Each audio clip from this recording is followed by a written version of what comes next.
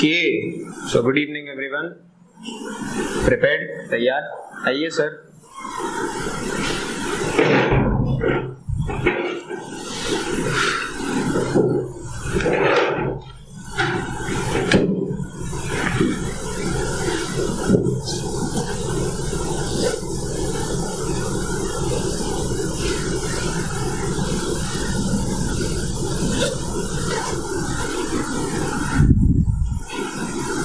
तैयार? और कोई आएगा क्या? फिर इतने से ही शुरू करते हैं.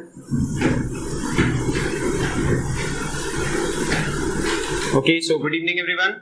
आज के लिए एक्साइटेड, नर्वस? मैं भी थोड़ा सा. डाउट्स लेके आए हो आज? ड्यू टू द फैक्ट कि आज लास्ट क्लास है तो पूरा आज 11th के बायोलॉजी का मैराथन चलाया जाएगा. अब वो आप कोई भी अपने डाउट पूछ सकते हैं, be it human physio, be it plant physio, morphology, anatomy, जो डाउट पूछना है पूछ सकते हैं. मैं आज इंडिविजुअली पर्सनली ह्यूमन फिजियोलॉजी के जो जो आपको पर्टिकुलर टॉपिक्स जो आपने अपने फरमाइश पे पेश किए मेरे सामने, उसका डिस्कशन करूंगा, उसको बताऊंगा. और बहुत सारे ऐसे भी मिसलेनियस टॉपिक्स है और एक्स्ट्रा टॉपिक्स है जो अंडरस्टैंड जितने भी और एरियाज की कवर कराऊंगा. इंपॉर्टेंट लाइंस एनसीईआरटी की हाईलाइट करवाऊंगा, दिखाऊंगा, उस पे पॉन्डर अपॉन करेंगे और फिर इंडिविजुअली जिसको जो डाउट्स है वो सबके डाउट्स पे अपन हाईलाइट करेंगे और सब लोग as a whole class discussion करेंगे. यहाँ तक किसी को कोई दिक्कत? तो अभी स्टार्ट करेंगे ह्यूमन फिजियोलॉजी के मैकेनिज्म ऑफ मसल कॉन्ट्रैक्शन से. Your doubt? फिर उसके बाद mechanism of concentration of urine filtrate, उसमें काउंटर करंट मैकेनिज्म जो भी. फिर आएंगे ईसीजी पे. ईसीजी के बाद क्या था? और वो सिग्मॉइड, हाँ वो, और पूरा वॉल्यूम्स एंड कैपेसिटीज, डाइजेशन. ये तो आपको अभी ये डाउट है ग्रुप में क्यों नहीं आए अचानक से? तो बताना चाहिए, इन लोग भी तो बताए थे. इन लोग क्या धोंधू थोड़ी ना जो बेमतलब का एफर्ट किए. थोड़ा एफर्ट कष्ट कीजिए. इंस्टाग्राम और स्नैपचैट पे तो हाथ बहुत अच्छे से चलता है, तो टेलीग्राम पे भी थोड़ा कष्ट कीजिए टेक्स्ट करने का. नहीं हो इंस्टाग्राम पे पक्का? हाँ देखो अब भी झूठ पकड़ा गया तरह से. तो इंस्टा पे तो ना, यूट्यूब, व्हाट्सएप. और भाई अपना क्या हाल? क्या तो ग्रुप में लिखने में क्या जोर आता है बता. मेरे को इतना बड़ा बड़ा मैसेजेस पैराग्राफ टेक्स्ट करने में मेरा हाथ नहीं दुखता, जबकि मैं बीमार था. मैं अभी इंटरनली बहुत वीक हूँ. मेरे को नहीं हो रहा, तेको क्या हो रहा है? तेको मतलब ऐसा क्या दुख आ रहा है हाथ में? कुछ पेन है फिंगर्स में? स्पिन बॉलर है? तो फिर देख, अभी भी तेको नहीं पता, अभी भी ढूंढ रहा है. कौन सा बता तो सही. 1 सेकंड हो गया. अरे 12th की एनसीईआरटी निकाल लिया, 11th का पूछ रहा हूँ ना मैं डाउट. हाँ मेरे को तो एक बार भी 12th का जिक्र नहीं किया. फिर 12th का अपन बाद में कर लेंगे, क्लास में अभी नहीं करेंगे, क्लास के पार्ट करेंगे. 11 में कोई दिक्कत है? 11 है? उसमें दिक्कत है? उसमें क्या दिक्कत है?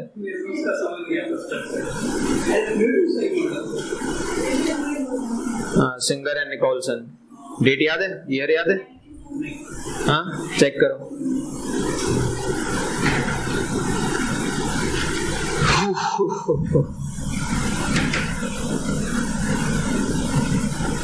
मेरे पहले भी जो मैम आती है इतने से टेक्स्ट फॉन्ट साइज में पढ़ाती है क्या?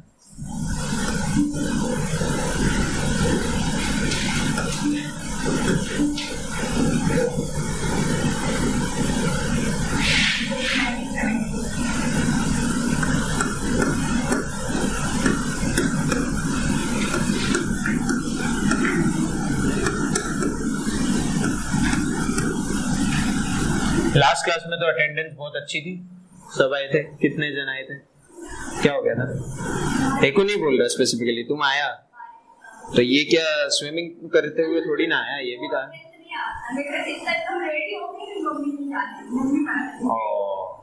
क्या दुख का था.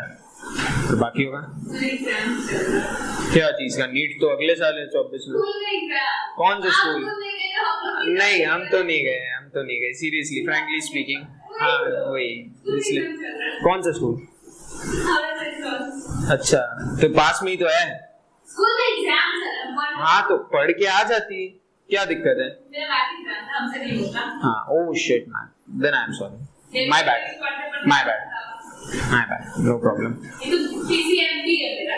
PCMB जेई भी देना है क्या तुमको? नहीं. फिर भी MB स्कूल वाला मैथ्स कंपल्सरी है. मत पढ़ो जाके, बोल दो मेरे को नहीं पढ़ना सिंपली.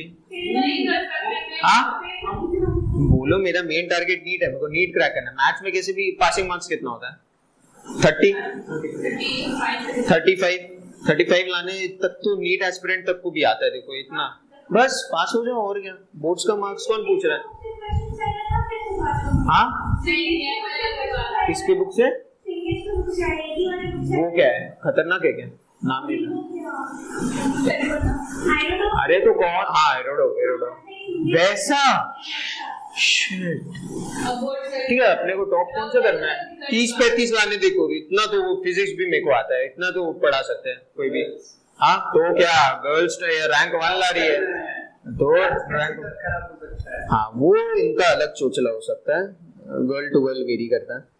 99 लाके भी हो सकता है, कोई बहुत सारा स्पेशलिटी रहता है. No gut feelings. ठीक है चलो अब थोड़ा पढ़ लेते हैं, पढ़ाई पे आ जाते हैं, फिर बाद में बहुत लाइफ हैक सबका लाइफ अपडेट लेते रहेंगे, डिस्कशन करेंगे एकदम मजे से. ठीक है तो ओपन टू पेज नंबर 302. सबसे पहले अपन आएंगे मसल वाले चैप्टर पे. मसल वाले जो स्पेसिफिक मसल के मेन उसका जो हार्ट है, जैसे पूरे सर्कुलेटरी सिस्टम का हार्ट जान क्या है? वो कार्डियक साइकिल जो पंपिंग, फिर बहुत सारे फेजेस आते हैं सिस्टोल डायस्टोल ये सब, और ईसीजी में आके और डाउट्स अच्छे से क्लियर कर दूंगा. तो उसका पूरा हार्ट क्या है? इसका हार्ट है मैकेनिज्म ऑफ मसल कॉन्ट्रैक्शन. बाकी सब तो छोटे मोटे टॉपिक है एकदम पल जैसे, वो तो डिस्कशन करते रहेंगे, वो सबको समझने आता रहेगा. तो पहले अपन पढ़ेंगे मैकेनिज्म ऑफ मसल कॉन्ट्रैक्शन. लेकिन इससे पहले जो बहुत सारे बेसिक टर्म्स है, सबको बहुत पिस्ड ऑफ करते हैं, सबको बहुत वो इरिटेटिंग लगते हैं, सबके वो मतलब वो नोज में पेन वाला सिनेरियो है ना, वैसा रहता है कि किसी को कंफ्यूजन होता है फैसिकल क्या होता है, फेशिया क्या रहता है, फिर उसका कवरिंग क्या रहता है. इसमें किसी को मतलब ज्यादा फेमिलियरिटी नहीं रहता. तो अपन क्या करेंगे, पहले ये टर्म्स मैं आपको क्लियर कर दूंगा, बता दूंगा, एकदम अच्छे से उसको प्रेजेंट करूंगा.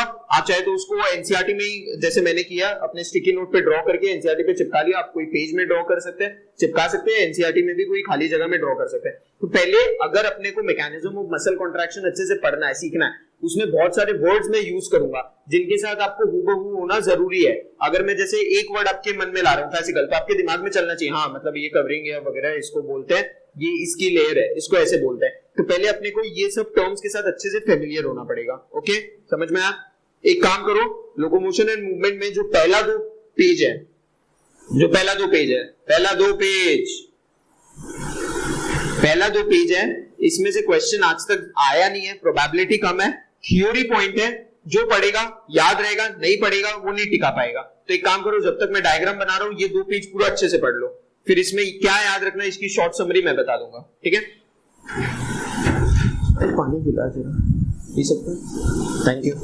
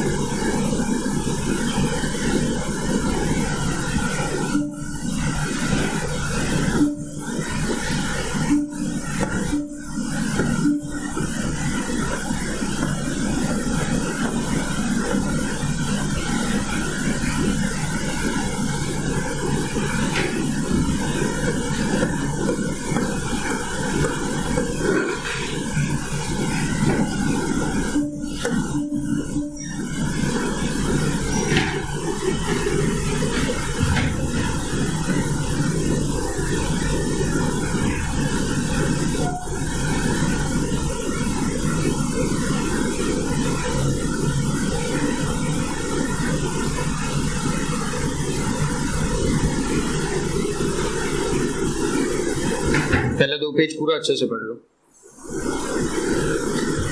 और किसी भी लाइन में दिक्कत आए तो मेरे को पिन पॉइंटेडली बता देना। पूरा 2 पेज पूरा एकदम अच्छे से पढ़ लो।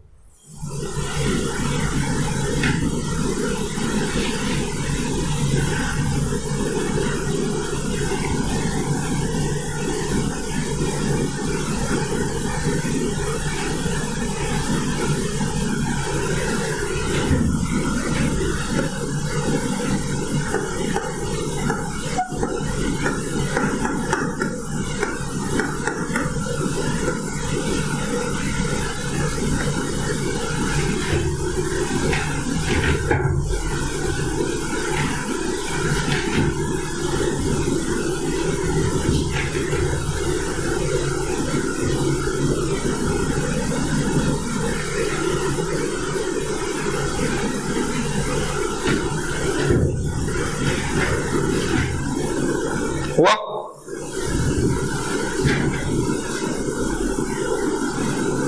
भाई अपना एकदम सिंसेरिटी से पढ़ता है, सिंसियरली एक एक लाइन। वेरी गुड, नाइस, एकदम क्लीन है। ये क्या हुआ, पहले कभी पढ़ा नहीं? कब? ये दिक्कत अपना यही होने लगता है। अपने को क्या लगता है, ग्रेविटी ऑफ द टॉपिक अपने को लगता है कि मेन पार्ट्स में ही है, इसलिए बहुत सारे एस्पिरेंट्स क्या करते हैं, लिविंग वर्ल्ड जैसा भी चैप्टर इग्नोर करते हुए चलते हैं। लेकिन उससे खतरनाक क्वेश्चन जब बना के दिखाए थे तो सबके कान खोल गए थे कि उससे भी बन सकता है। तो अपने को क्या लगता है कि जो मेन टॉपिक्स है वो पढ़ के जाओ। लेकिन ये स्कूल एग्जाम नहीं है, ना मेरे को पता है ना तुमको पता है, किसी को पता नहीं कि कौन सा क्वेश्चन पॉप आउट कर सकता है, कौन सा क्वेश्चन आ सकता है एग्जाम में, किसी को नहीं पता। नो वन एवर नोज, कहीं से भी क्वेश्चन वो फेंक सकता है ना। तो इसलिए हर एक लाइन पढ़ के रखना चाहिए। और ऑब्जेक्टिव एग्जाम है तो ऑब्जेक्टिव एग्जाम का फायदा उठाओ क्या, कि अगर तुमने हर चीज पढ़ रखा है तो बस ऑप्शंस देखने का देरी है, वो दिमाग में मेमोरी में कहीं ना कहीं फ्लैश आउट करता है। अब जैसे ये वाला जो है, तेरा देखना और मेरा देखना, तेरा लग रहा है कि ये लाइन पढ़ा ही नहीं है, ये वाला पैराग्राफ पढ़ा ही नहीं, और मेरा देख, मैंने ये पैरा में भी इसको खुरद के मार्क किया है। तो क्वेश्चंस कहीं से भी आ सकता है, निगलेक्ट नहीं कर सकते, एक एक छोटा छोटा इंफॉर्मेशन है, ठीक है। तो अगले बार हर एक पैरा पे चोट करना, थोड़ा एकदम स्ट्रेस करना, ठीक है। चलो look on to the board, अब पढ़ते हैं। ये सब टर्म्स के साथ आपको या तो अब भी अपने कॉपी पेन निकाल लो, रफ कॉपी किसी में भी डायग्राम ड्रॉ कर लो, या कहीं पे भी कर लो, या समझ लो एक बार। इसके साथ फेमिलियर हो गया अपन, बहुत कॉमन वर्ड्स है। मसल सुने सब, मसल के साथ तो कोई दिक्कत नहीं। अपन क्या किए, मसल लिए, काटे, ट्रांसवर्स सेक्शन, उसका क्रॉस सेक्शन एरिया अपन देख रहे हैं, कोई दिक्कत है आता नहीं। तो ये क्या है, मसल का क्रॉस सेक्शन। तो इसको मैं क्या बोलूंगा, मसल, ठीक है। अब मसल मैंने बोला तो ब्रैकेट में लिख लो उसके, क्या होता है, कलेक्शन ऑफ फैसिकल। मसल क्या होता है, बंडल ऑफ फैसिकल, ठीक है, बंडल ऑफ फैसिकल, ये मसल है।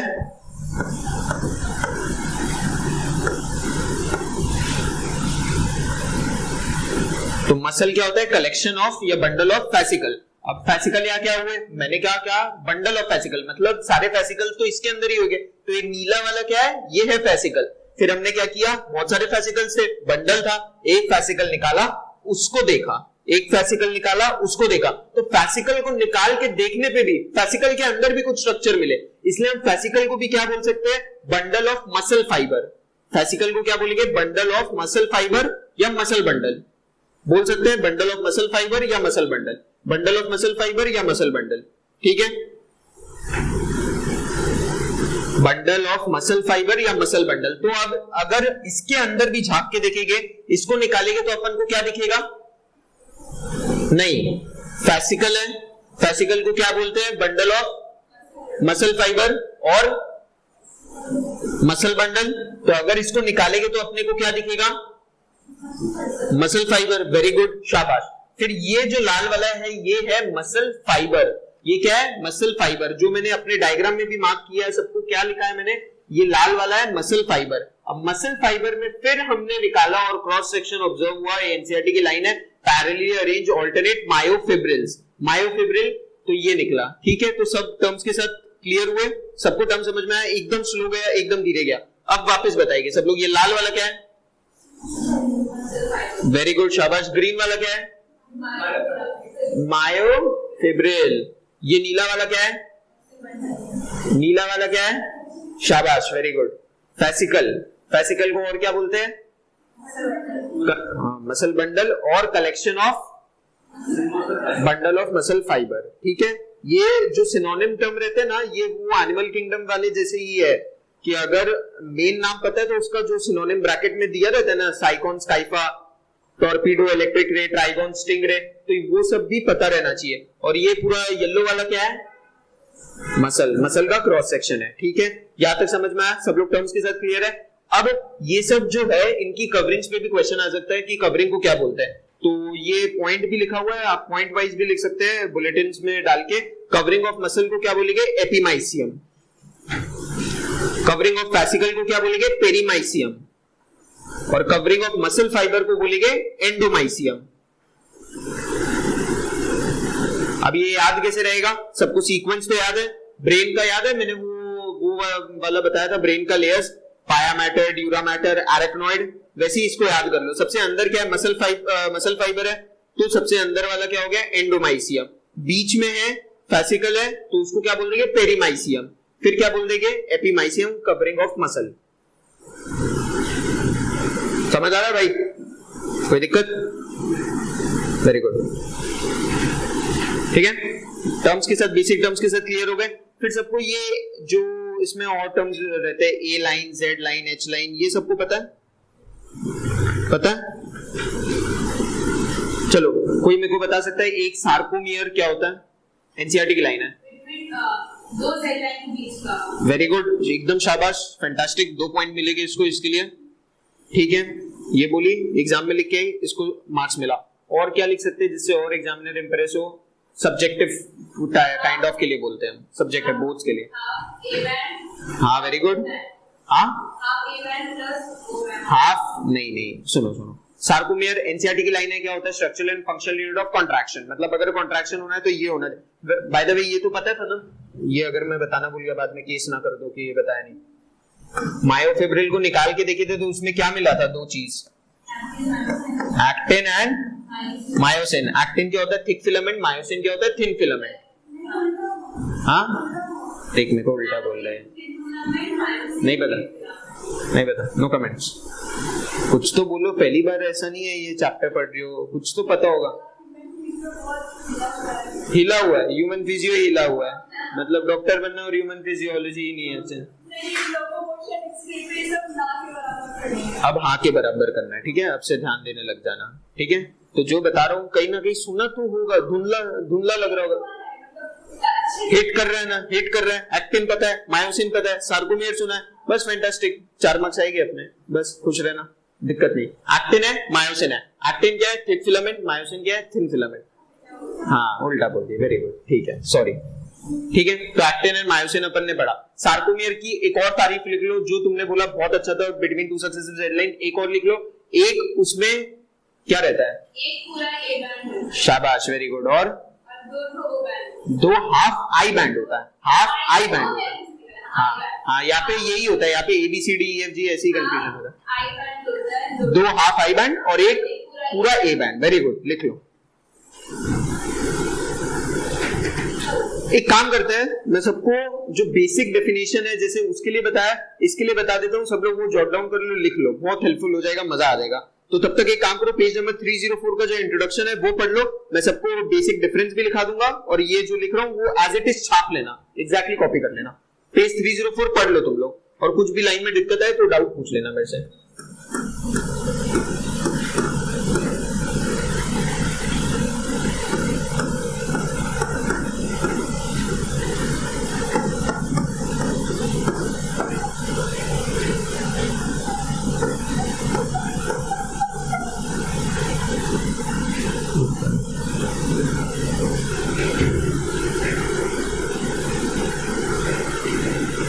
ठीक है, चलो look at the board, stop writing. I band लिखा, आई बैंड में लिख लो कंटेन्स ओनली एक्टिन। जो लिखा है वेल एंड गुड, बहुत अच्छा, बधाई हो तुमको, कांग्रेचुलेशंस। लेकिन जो नहीं लिखा है वो लिख लो, एज इट इज छाप लो। आई बैंड क्या होता है, contains only actin, only word पे स्ट्रेस करना, बहुत इंपॉर्टेंट वर्ड है।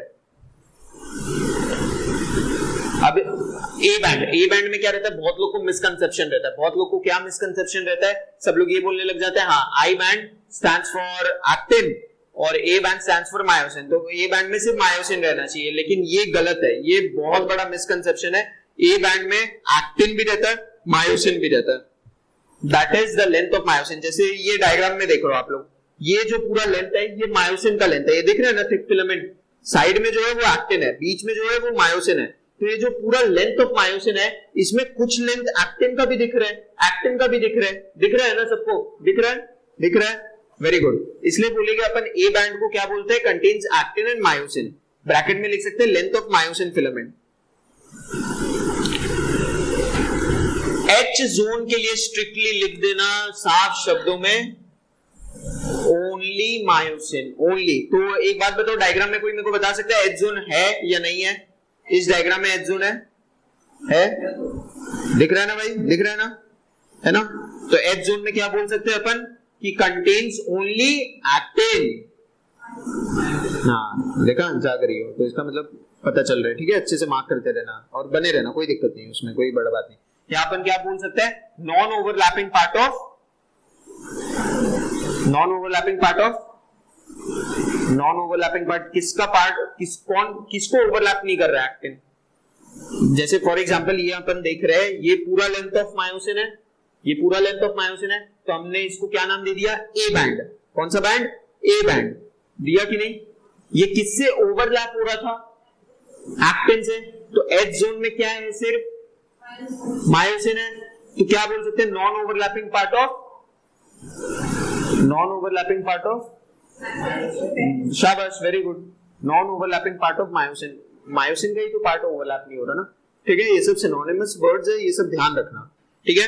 ओ जोन क्या बोल देंगे, ओवरलैपिंग जोन, नाम से ही काम इसका साफ जायज है, जैसा नाम वैसा काम, ठीक है? समझ में आया? कोई दिक्कत बेसिक टर्म्स में, किसी को कोई दिक्कत? ओवरलैपिंग नाम से ही पता चल रहा है, ओवरलैपिंग, जा ओवरलैप कर रहे हैं। एक्टिन और मायोसिन के बीच में कोई मेरे को एकदम basic point of difference, 4 point of difference आराम से बन सकते हैं, कोई मेरे को 3 भी सुना सकता है, मेरे को मजा आ जाएगा, स्टार्टिंग फ्रॉम यू ऑब्वियसली।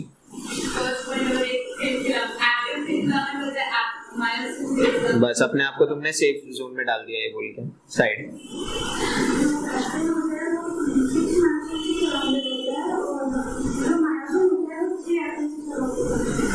बहुत अच्छा point of difference, very good. एक और भूल गए, एक्टिन क्या होता है, लाइट, मायोसिन क्या रहता है, dark, dark, dark. Light appearance में रहना है, हेवी कोई नाप तोल के थोड़ी ना देख रहा है उसको तजुर्बा ले जाके। एक्टिन को क्या बोलते हैं, आई और आइसोट्रोपिक बैंड, और मायोसिन एनाइसोट्रोपिक। लिख लो, अब भी याद आ रहा है, मेरे सामने मुंह पे बोल दे रहे हो, बाद में याद नहीं रहे, भगवान जाने।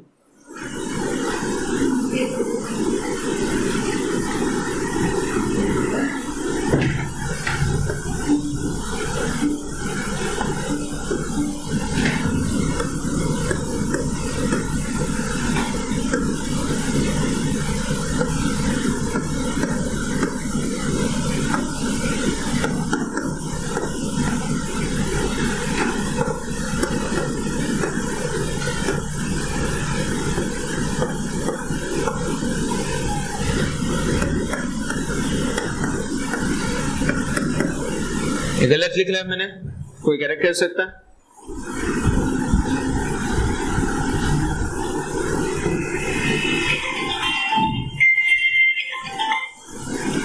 बताओ बताओ बताओ, बिल्कुल सही लिखा है, 100-200% सही है, छाप लो। क्या? हाँ 100% सही है, छाप लो।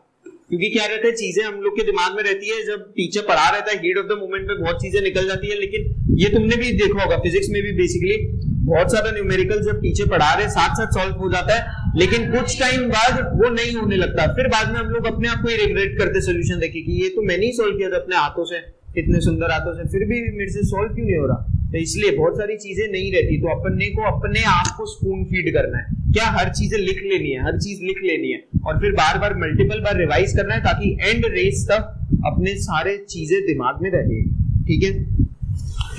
चलो अब coming back to the main topic, जो जान है इस टॉपिक का, बहुत सारा इसका इंट्रोडक्शन एक बार दे दूंगा, ये सबको पता रहना चाहिए।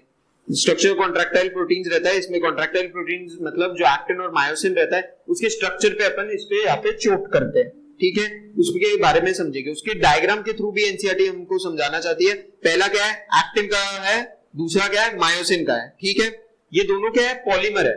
हम लोग जानते हैं कोई भी पॉलीमर अगर होता है वो किससे मिलके बनता है? एग्जैक्टली, शाबाश, वेरी गुड। तो एनसीईआरटी यहाँ पे अपने लैंग्वेज में पॉलीमर मोनोमर एक बार भी जिक्र नहीं की, लेकिन अपन उसको खरोद के अपन समझ लेंगे कि कहाँ है, कहाँ पे,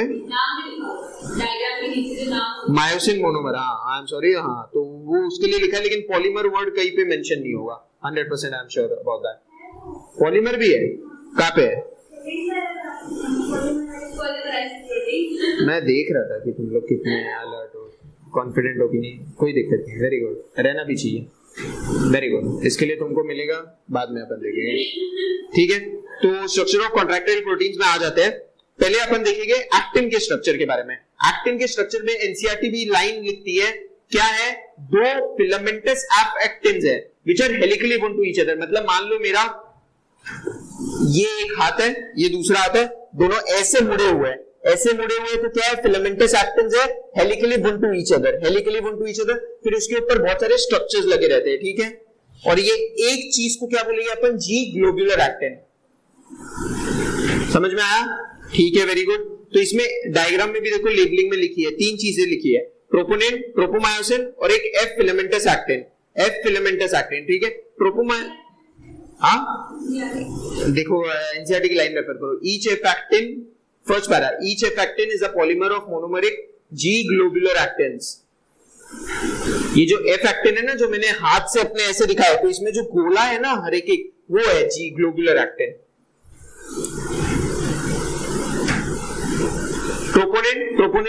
प्रोपोनिन दिख रहा है सबको, एनसीईआरटी ने लेबल भी किया, तो दिख रहा है तीन स्ट्रक्चर है, तो उसका डिटेल में भी जा सकते हैं। ट्रोपोनिन सी होता है, ट्रोपोनिन टी और troponin ITC. Very good, royal Bengal रहना तुम जाके। तो आईटीसी रहता है, जैसे कि सीजल मैम ने बोला, तो ट्रोपोनिन आईटीसी रहता है और उसके बहुत सारे फंक्शंस रहते हैं, लेकिन एनसीईआरटी बोलती नहीं, तो अपन उसका जिक्र भी नहीं करते, लेकिन नाम से भी पता चल जाता है। ट्रोपोनिन सी फॉर कैल्शियम, उसमें क्या रहता है, कैल्शियम बाइंडिंग साइट रहता है। प्रोपोनिन टी, उसमें क्या रहता है, ट्रोपोमायोसिन बाइंडिंग साइट। अपने आप को तो बाइंड नहीं करेगा ना, खुद प्रोपोनिन है, तो मैं अपने आप से चिपक जाऊंगा, मैं किसी और से जाके चिपकूंगा, है ना। तो वैसे ही ट्रोपोमायोसिन बाइंडिंग साइट। ठीक है भाई, फास्ट हो रहा है, समझ नहीं आ रहा कुछ, सब सर के ऊपर से जा रहा है थोड़ा बहुत, ठीक है, अब और फास्ट जाएगा। प्रोपोनिन आई क्या रहता है, नाम से पता चलता है, आई मतलब इनिबिशन, इनिबिट किसको करेगा, किसके इंटरेक्शन को। वेरी गुड, शाबाश। ये सब अगर जानकारी आपको पता है, वेल एंड गुड, बधाई आपको, कांग्रेचुलेशन। रखो जानकारी, क्योंकि मैकेनिज्म समझने में और आसानी होगी, वरना नहीं भी अगर भूल जाओ इनकेस, तो कोई बड़ा नुकसान नहीं होगा। ठीक है, अपन ने नहीं लिखा तो कोई दिक्कत नहीं, अपने को पता भी नहीं तो ठीक है, ये अपने को समझ में आ गया। तो अब ये जो ट्रोपोनिन का साइट्स रहता है, ये क्या करता है, हम लोग जानते हैं ट्रोपोमायोसिन हो गया, एक्टिन हो गया, उसमें बहुत सारे साइट्स है जहां पे मायोसिन बाइंड होगा, लेकिन एक साइट रहता है जो उसको मास्क करके रखता है। तब भी तो वो हर टाइम क्या तुम लोग ये देखते हो मायोसिन एक्टिन से जाके जुड़ा हुआ है? नहीं, क्योंकि क्या रहता है, मास्किंग साइट रहती है। एनसीईआरटी में लाइन भी मेंशन है, देखो एक बार, first para last line, in the resting state a subunit of troponin.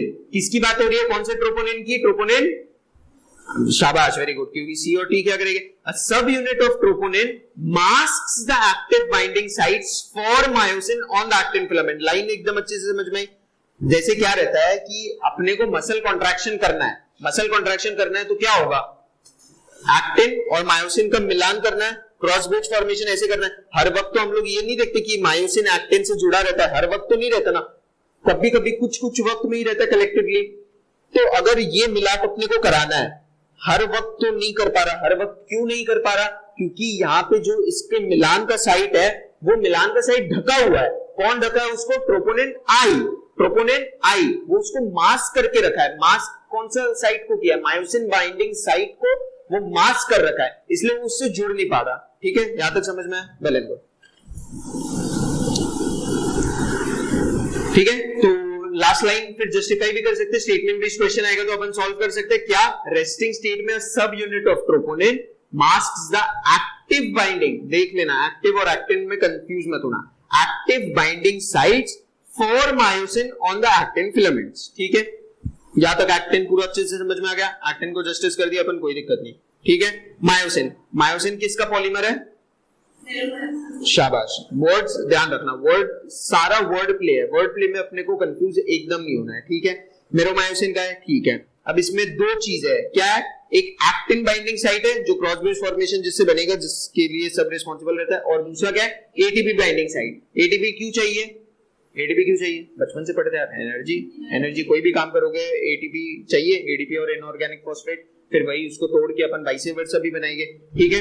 एक काम करेंगे, लास्ट लाइन सब लोग अंडरलाइन कर लेंगे, ये तो पता है ना, each meromyosin has two important part, globular head with a short arm और एक टेल है, ठीक है, समझ में आया।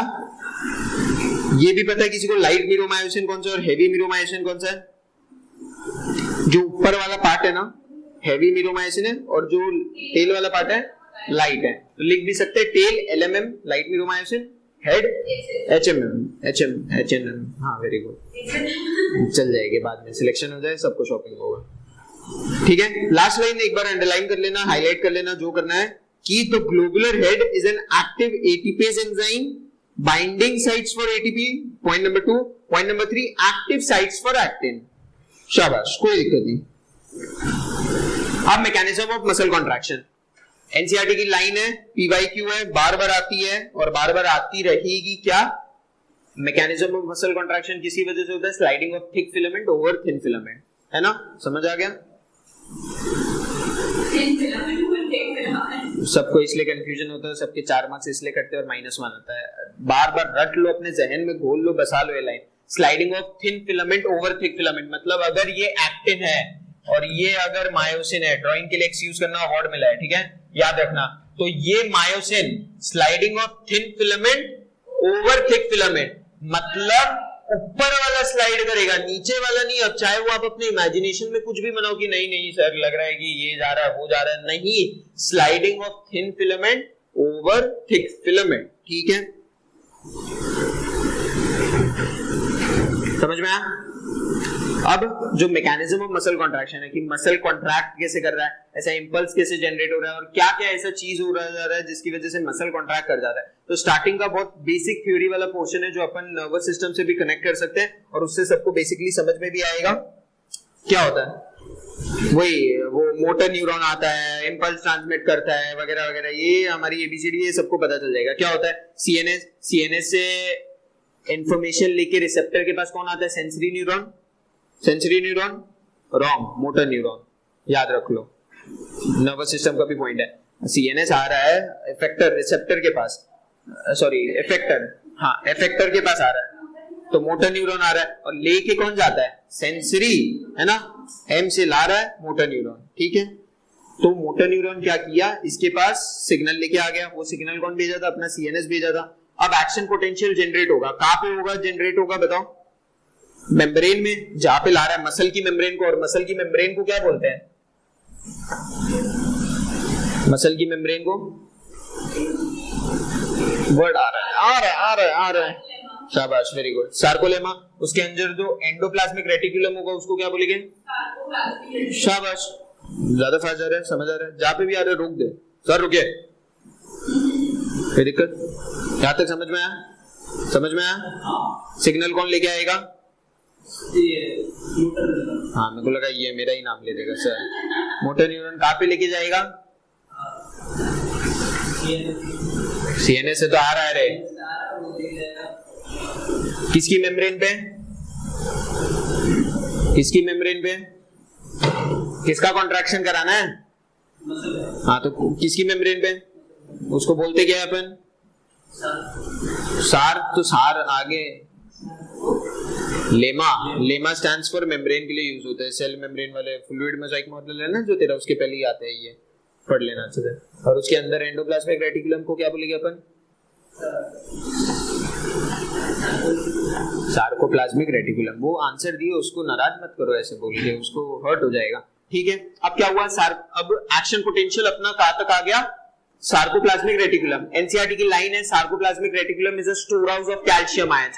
एक्शन पोटेंशियल आया, इसमें लगा झटका, एकदम झटका लगा, तो झटका लगा फट से इसके अंदर जो कैल्शियम था अपने कैल्शियम गेटेड चैनल से ओपन हो गया, कैल्शियम फूट के निकलने लगा, कैल्शियम फूट के निकलने लगा, निकला, फिर कहा जाएगा मायोफिब्रिल के एक्टिन के ट्रोपोनिन वाले site ITC, C stands for calcium binding site. तो एक रीजन, एक पर्पसली था, अपन ने ऐसे तो नाम नहीं रखा था भाई, एक रीजन से रखा था। वो ट्रोपोनिन C से क्या हो जाएगा, कैल्शियम बाइंडिंग साइट जाएगा, कैल्शियम उससे जुड़ जाएगा। जुड़ने की वजह से क्या हो जाएगा, उसके स्ट्रक्चरल चेंजेस आने लगेंगे और वो जो अनमास्किंग हुआ था वो मास्किंग क्या हो जाएगा, अनमास्किंग हो जाएगा, अब हट जाएगा। तो अब एक्टिन भी तैयार है और मायोसिन तो हमेशा एवर रेडी तैयार ही था। ठीक है, यहां तक समझ में आया भाई? समझ में आया, कोई दिक्कत नहीं? अब आते हैं डायग्राम पे, जो डायग्राम ने दिया है। डायग्राम को अपन ABCD जैसे भी मार्क कर सकते हैं या फिर ऐसे भी पढ़ सकते हैं, कोई दिक्कत नहीं। जो एकदम स्टार्टिंग वाला डायग्राम है, दिख रहा है, ऐसे 4 चक्रव्यूह बनाया ना, तो ये जो है ये फर्स्ट स्टेप है पूरे प्रोसीजर का। क्या हुआ, सर को उठाना स्टार्ट किया, मायोसिन जो है अपने सर को ऐसे उठाना ऐसे स्टार्ट किया। ठीक है, और ये जो ADP और P दिखा रहा है यहाँ पे, मतलब एनर्जी यूज होगा।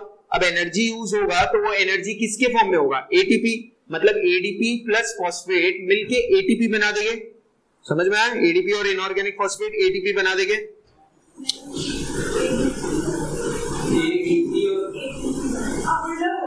मैं उल्टा का बोला, ADP और इनऑर्गेनिक फॉस्फेट मिलके ATP बनाएंगे। सही बोले, हर वक्त उल्टा नहीं बोलता, कान साफ कराओ। ओ मेरे पे भरोसा नहीं, इतने दिन पढ़ा के क्या मिला। वेरी गुड, शाबाश शाबाश, वेरी गुड, बाहर मिलना मेरे को।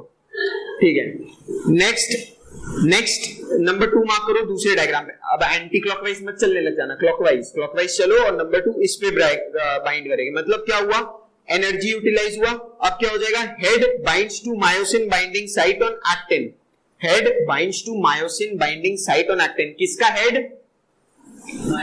शाबाश, वेरी गुड, एकदम सिंपल बने रहना, एकदम धीरे धीरे। कौन सा नहीं, ये बहुत कंट्रोवर्शियल चलते आते हैं और सबको यही कंट्रोवर्सीज होता है। मेरे को भी एक बार हुआ था, इसलिए मैंने भी अपना 1 को 4 ही किया था। पहले क्रॉस ब्रिज अपने को, हाँ तो पहले क्रॉस ब्रिज तो बनाना पड़ेगा ना, तब भी तो ब्रेक करेंगे। अब साइकिल है, साइकिल में तुम यहाँ से चालू करके तब भी तो यहाँ होगी, वरना तो साइकिल जैसे फॉर एग्जांपल साइकिल यहाँ से चालू हुआ यहाँ पे आ जाएगा। अब कोई भी इंसान ये भी तो बोल सकता है साइकिल यहाँ से भी तो चालू होके अल्टीमेटली यहाँ पे आ ही रहा है, लेकिन एक्चुअली ये है कि फर्स्ट स्टेप यही है। ठीक है, अब क्या हुआ, क्रॉस ब्रिज फॉर्म हुआ। अब क्रॉस ब्रिज फॉर्म हुआ तो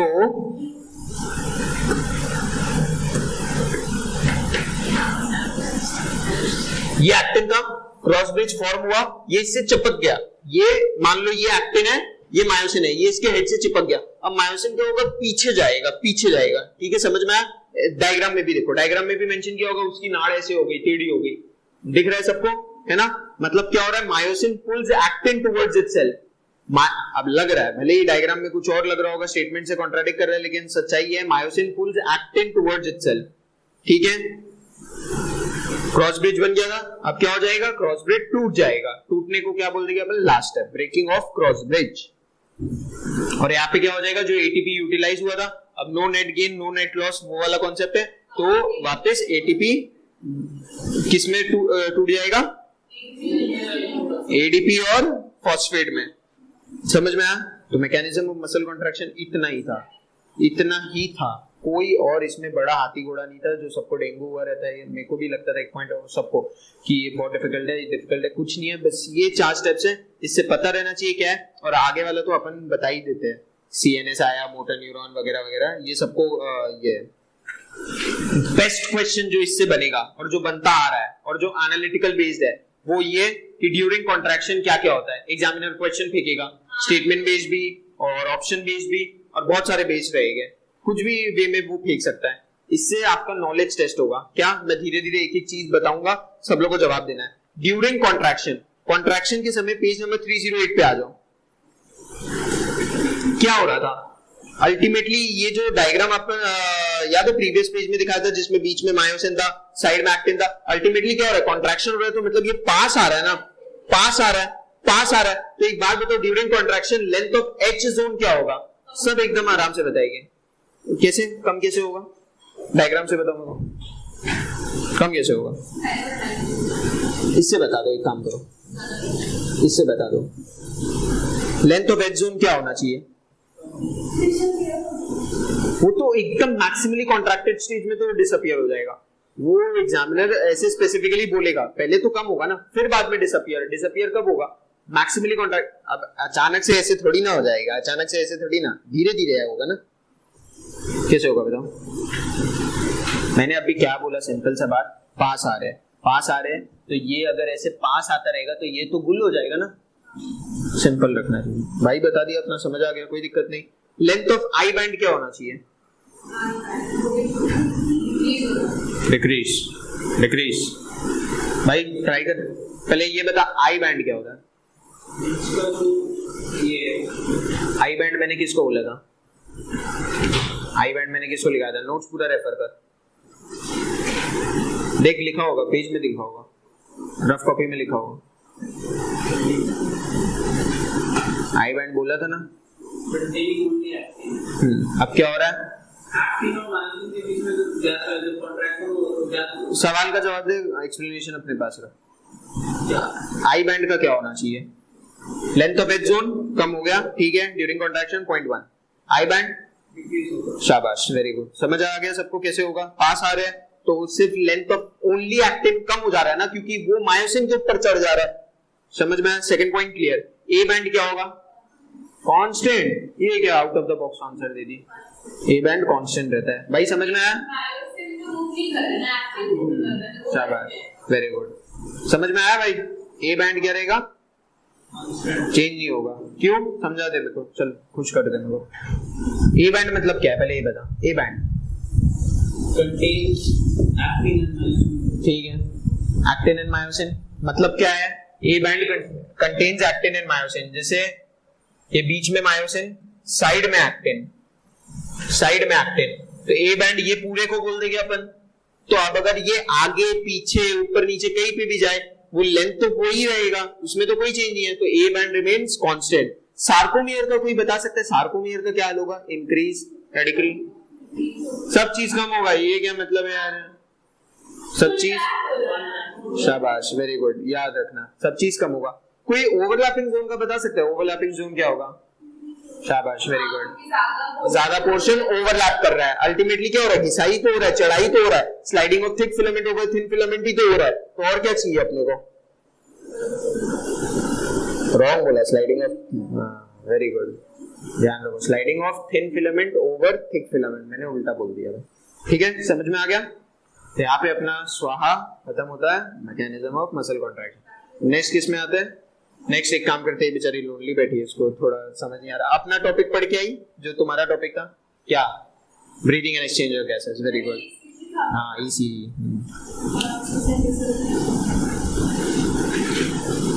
देखो मैकेनिज्म ऑफ जो काउंटर करेंट मैकेनिज्म है ना, उसमें बस वो NaCl और यूरिया, बस दो मेन ये रहते हैं रिस्पॉन्सिबल। वो याद रख लेना, क्वेश्चन बनाने की हालत में आ जाओगे, क्योंकि उसका बहुत लंबा प्रोसीजर है। ये तो बस पता है कि परमेबिलिटी किसका, ये बहुत इंपॉर्टेंट क्वेश्चन है। क्वेश्चन इससे फुट क्या आएगा कि असेंडिंग और डिसेंडिंग क्या पता है, तो धन्य हो मेरी माँ, बहुत बधाई हो आपको, वेरी गुड। एग्जाम में बस राइट करके आ जाना, मेरे पे एहसान रहेगा। तो डिसेंडिंग और असेंडिंग का परमेबिलिटी बस पता है, तो यही रहता है कि अगर एक से निकल रहा है पानी के लिए वो परमेलेबल है, तो दूसरे में जा रहा है, वासा रेक्टा भी रहता है ना, आपस में आदान प्रदान करते रहते हैं, ऑस्मोलैरिटी बढ़ता रहता है, ये सब बहुत इसमें मगजमारी है। और अगर क्वेश्चन बस इसमें बनाना है तो बस ये याद रख लेना, क्योंकि देखो ऑब्जेक्टिव पेपर है, कोई भी तुमसे पूरा प्रोसेस नहीं पूछने वाला है ना। हाँ, और स्कूल में हमें टॉप करना, अब वो आपकी अपनी अपनी श्रद्धा है, पर्सनल। चलो आ जाते हैं ईसीजी वाले। चलो कोई मेरे को बता सकता है ईसीजी बचपन से अपन पढ़ते नहीं आ रहे, देखते जरूर आ रहे, टीवी सीरियल वो सब में देखते आ रहे ना, एपी बी वो चलता है ना, और स्कॉच ब्राइट से कभी कभार उन लोग वो छाती पे भी वो दे देते हैं। हाँ बहुत, अरे एक सीरियल में हुआ था ऐसा, मीम आया था, उसकी स्कॉच ब्राइट से देख दिए थे, आयरन से भी नहीं देते थे। अब घर जाके ऐसे ट्राई मत करने लग जाए, होता वैसा है। एक मूवी में कर भी दिए थे, आयरन से ही चिपका, आयरन ही जाके चिपका दिया, हो गया। ईसीजी, पहले तो इसका नाम एक बहुत बड़ा मिसनोमर है सबको। हाँ ठीक है, चलो इसकी फरमाइश पे पहले ये बताया जाएगा, ह्यूमन फिजियो 2.0। अब नेत्र के अंदर जोश आ गया, उसका टॉपिक डिस्कस हो रहा है। ठीक है, एक काम करते हैं, ईसीजी बचपन से तो पढ़े नहीं, नीट का प्रिपरेशन किए तभी ये आज जाके आया, लेकिन आईसीएसई स्कूल में तो थी बचपन से, है ना। 10 तक, हाँ वही ठीक है, बधाई हो। तो फिर एक 9-10 में मैं भी इतना उल्लू तो नहीं हूँ, कॉन्फिडेंस के साथ बोल सकता हूँ सिस्टोल डायस्टोल वर्ड आया होगा, कार्डियक साइकिल ये सब बहुत बार आया लैपटॉप। तो चलो सिस्टोल का मतलब तुम ही बताओ मेरे को, सिस्टोल का मतलब क्या होता है? सिस्टोल, सिस्टोल तुक्का, तुक्का, तुक्का मारो, तुक्का मतलब नहीं होता तुक्का मारो। भाई अपन आ जाए पेज नंबर 285 पे, सही है। सिस्टोल मतलब कॉन्ट्रैक्शन, डायस्टोल मतलब रिलैक्सेशन। अभी नीट के लेवल तक के लिए just for the sake of passing NEET ये मंत्र जप लो अपने मन में, ये ध्यान रख लो, घोल के पी जाओ। सिस्टोल मतलब रिलैक्सेशन, डायस्टोल, हाँ वेरी गुड, सिस्टोल मतलब कॉन्ट्रैक्शन, डायस्टोल मतलब रिलैक्सेशन, ठीक है। और इसके नाम में सबको बहुत कंफ्यूजन होता है, ईसीजी। अब मशीन क्या है और ग्राफ क्या है? इलेक्ट्रोकार्डियोग्राफ भी होता है, इलेक्ट्रोकार्डियोग्राम भी होता है। तो ईसीजी का फुल फॉर्म क्या है दिया हुआ है एनसीईआरटी में, इलेक्ट्रोकार्डियोग्राफ। तो ग्राफ जो है, मशीन क्या है? मशीन एक्चुअली ग्राफ है, मशीन एक्चुअली ग्राफ है, और ग्राफ एक्चुअली क्या है? डायग्राम है, इलेक्ट्रोकार्डियोग्राम, ठीक है। तो यहां तक समझ में आया? ये है एनसीईआरटी नींद में बनाई थी, अब क्या बोल सकते हैं। हायर क्लासेस में, मेडिकल कॉलेज में और ये अपना नॉलेज रिफाइन होगा, और किसी को अगर बाय गॉड्स ग्रेस कार्डियोलॉजिस्ट बनना है तब तो माशाल्लाह बात ही अलग। सिस्टोल मतलब जोर से एकदम कॉन्फिडेंटली चिल्ला के बोलो, और डायस्टोल मतलब आगे बोल दो यार, मैं ही अब सब चीज बोल दूं, ठीक है। यहां तक बात समझ में आई? ठीक है। बहुत एस्पिरेंट्स के मन में ये कीड़ा बसा हुआ रहता है, और सबके मन में एक ही चीज चलता है, क्या ये कैमरा चालू तो है, चालू है, मेरे तरफ फ्लिप होता है ना जनरली, तो आवाज कैसे जा रहा है? आवाज जा रहा होगा, बोर्ड नहीं दिख रहा होगा, तुम देख रही हो, सब दिख रहे हैं, तुम देख पा रही हो मेरे को, तो तुम क्यों देख रही हो मेरे को? मेरे को देखने दो बस, ठीक है, नो प्रॉब्लम, नो इश्यूज। आता है ना, ऐसा नहीं हाथ में आ जाए।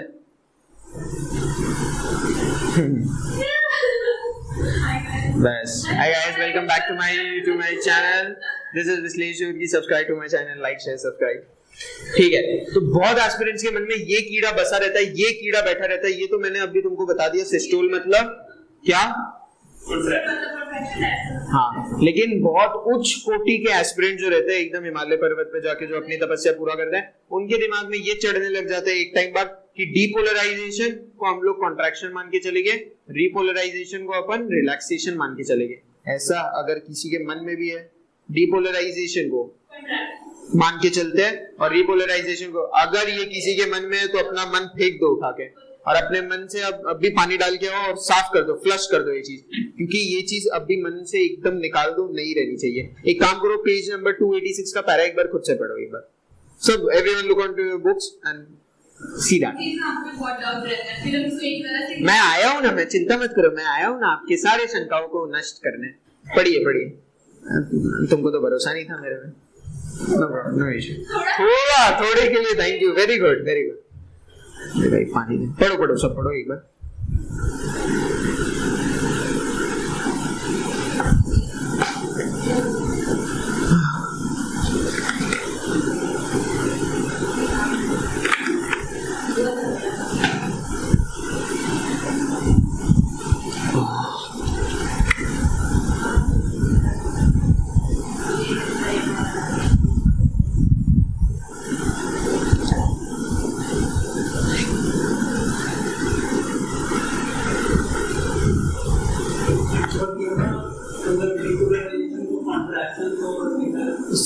तुम्हारा सारा भी शंका दूर हो जाएगा क्या? चलो, लुक इनटू माय फेस। बहुत अच्छा चेहरा बना है, भगवान ने बनाया, सब लोग देखो, ठीक है। बहुत फेस मेरा बुक पे लिख गया। अब जो मेन मिथ था सारे एस्पिरेंट्स का ऑल ओवर द वर्ल्ड तो नहीं, इंडिया में ही ऑब्वियसली, जो ऐसे बसा रहता है, सब लोग ये मानने लगते हैं एक टाइम के बाद डीपोलराइजेशन मतलब कॉन्ट्रैक्शन, डीपोलराइजेशन या जो भी पोलराइजेशन मतलब relaxation, back to resting phase. ऐसा अपने को मान के नहीं चल रहा है। क्यों? अपन इससे पहले कार्डियक साइकिल पढ़े, समझ में आया? तो बेसिक इंट्रोडक्शन, कोई ज्यादा डेप्थ या गहराई पे नहीं जाएंगे, बेसिक बात करेंगे। क्या अपन जानते हैं कि ऐसे नोड, ये तो पढ़ा है ना ऐसे नोड, ये सब के बारे में कोई नया चीज नहीं बता रहा हूं। ऐसे नोड पढ़ा है, कुछ ऐसा रहता है, अरे हार्ट अब बनाना पड़ जाएगा, हाँ ठीक है, अब इतना चलता है, ठीक है। ऐसे नोड का पड़ा रहता है यहाँ पे, ये क्या काम करता है? एक्शन पोटेंशियल, झटका जनरेट करता है, वो यहाँ से ऐसे ट्रैवल होके Purkinje fibres internodal pathway, AV bundle जो भी वगैरह वगैरह सब ऐसे ट्रैवल करता है। ऐसे नोड क्या किया, झटका बनाया, एक्शन पोटेंशियल बनाया। कितना बनाता है, कोई आइडिया किसी को? 72 पर मिनट, ठीक है। 70-75 दिया हुआ है और एवरेज 72 भी दिया हुआ है एनसीईआरटी में, ठीक है। वो ये झटका बना रहा है। तो एक बात बताओ, जब वो झटका बनाता है तो सबसे पहले, और कार्डियक साइकिल भी सब पढ़े, 0.8 सेकंड्स का होता है, 0.3, 0.5, बहुत सारे टीचर्स उसको ऐसे ऐसे करके पढ़ाते हैं। इतना सबके दिमाग में बेसिक चीजें डिस्कस कर रहे हैं, ज्यादा डेप्थ में नहीं जाएंगे, ठीक है। इतना सबके दिमाग में सब सिंक में बने रहेंगे, क्रोनोलॉजी समझेंगे, ठीक है। एकदम आराम से बताएंगे, एकदम हर एक पॉइंट्स को समझेंगे, हर एक बात को समझेंगे, एकदम बने रहेंगे सिंक में, कोई लूज नहीं करेगा। कार्डियक साइकिल सब पढ़े। तो सबसे पहले कॉन्ट्रैक्ट कौन करता है, वेंट्रिकल या एट्रिया? एट्रिया। रीजन भी इसका बता सकते हैं अपन, ऐसे नोड कहां पड़ा हुआ है, यहाँ पे। तो सबसे पहले वो एक्शन पोटेंशियल इंपल्स जो भी जनरेट होता है वो कहां फेंकेगा, यहाँ पे। तो एक बात बताओ, अगर एक्शन पोटेंशियल बनता ही नहीं, जनरेट ही नहीं होता, इंपल्स पैदा ही नहीं होता, तो क्या कॉन्ट्रैक्ट कर पाता? तो इसका मतलब अपन क्या बोल सकते हैं, पहले एक्शन पोटेंशियल जनरेट हुआ, पहले सिग्नल आया, उसके बाद कॉन्ट्रैक्ट किया ना। पहले सिग्नल आया, उसके बाद कॉन्ट्रैक्ट किया ना, ऐसा बोल सकते हैं। वो सिग्नल आने को ही डीपोलराइजेशन बोलते हैं। समझ आया? कान खुले, घोड़े खुले सबके, धुआं निकल रहा है किसी के चेहरे से, समझ आया?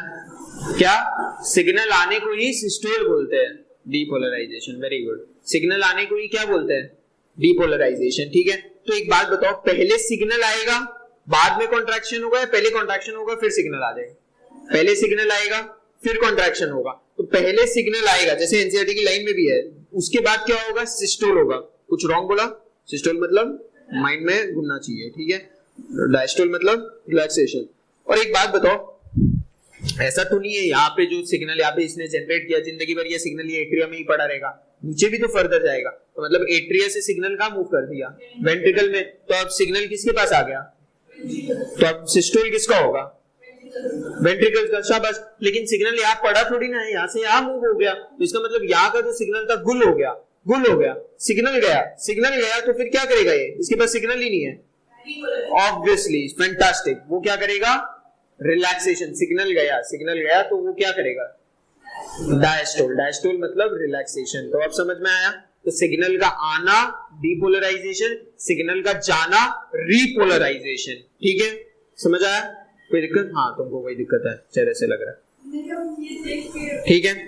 इसलिए तो एक बात बताओ, एट्रिया का पहले सिस्टोल होगा या पहले डीपोलराइजेशन होगा? डीपोलराइजेशन। भाई क्यों क्यों क्यों? शाबाश, वेरी गुड। पहले सिग्नल आया, मतलब देखा, दो टर्म्स है, एक देसी टर्म है और एक स्टैंडर्ड टेक्निकल टर्म है। क्या कि कॉन्ट्रैक्शन हुआ, सिस्टोल हुआ, सिग्नल आया, डीपोलराइज हुआ। समझ में आया? दो टर्म्स थे, रिश्ता वही, सोच नहीं, वैसा कॉन्सेप्ट है, ठीक है। टेक्निकल टर्म्स मतलब जैसे अगर कोई भी बाहर है या फिर ऐसे नर्स, हॉस्पिटल, कोई भी ऐसे काम कर रहा होगा, हॉस्टल का वार्डन बॉय, वो लोग क्या ऐसे देसी टर्म्स यूज करेंगे। और हम लोग नीड एस्पिरेंट्स, अपना स्टैंडर्ड है, अपन अपना डिग्निटी मेंटेन करके चलते हैं। तो उनमें और अपन नीड एस्पिरेंट्स में कोई डिफरेंस रहना चाहिए ना, तो अपन टेक्निकल टर्म्स यूज करेंगे। Depolarisation, systole. सामने वाला देख के एकदम आईसीयू में भर्ती हो जाएगा, उसको कुछ पता नहीं चलेगा क्या चल रहा है, व्हाट इज गोइंग ऑन, ठीक है। अपन ये बोल के आधे लोग को तो हार्ट अटैक ऐसे दिलवा देते हैं, बहुत भारी शब्द वही, ठीक है।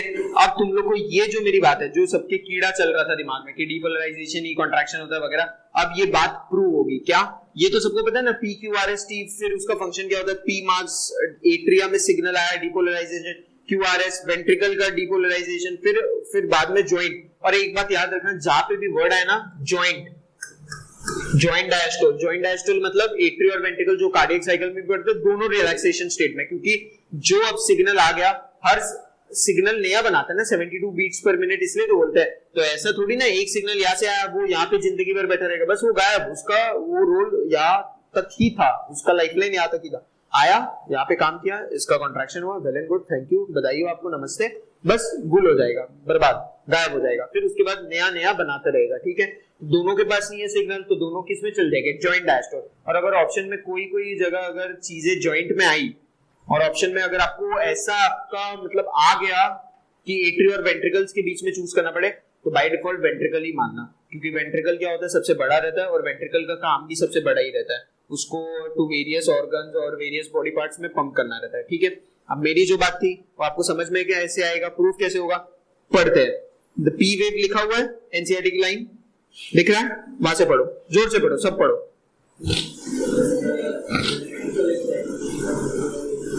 Depolarization of the atria which leads to contraction। तो मेरी बात सिद्ध हो गई, मैंने अपनी बात प्रूफ कर दी। I am right, I am never wrong, मैंने बता दिया, I am the greatest, thank you, no problem, घमंड नहीं है बस, ठीक है। नेक्स्ट पैरा पढ़ते हैं, नेक्स्ट पैरा पढ़िए। Represents the depolarisation of ventricle. तो कहीं पे भी आपको जब ये अब आपके मन में चल रहा है कि डीपोलराइजेशन बोल रहे हैं, इसका मतलब झट से कॉन्ट्रैक्शन नहीं है ना। Which initiates, initiate और lead अपन कुछ भी टर्म यूज कर सकते हैं, ठीक है। अब नेक्स्ट पढ़ते हैं टी के लिए।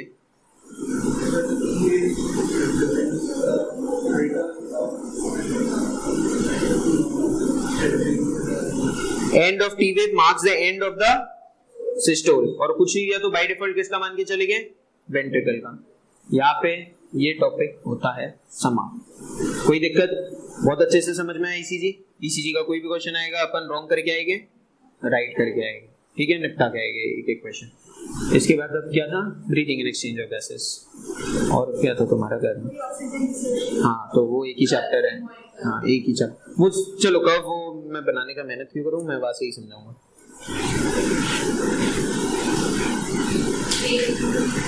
पेज नंबर 274, 274 सही बोला ना, चलो बोला सबने, ठीक है।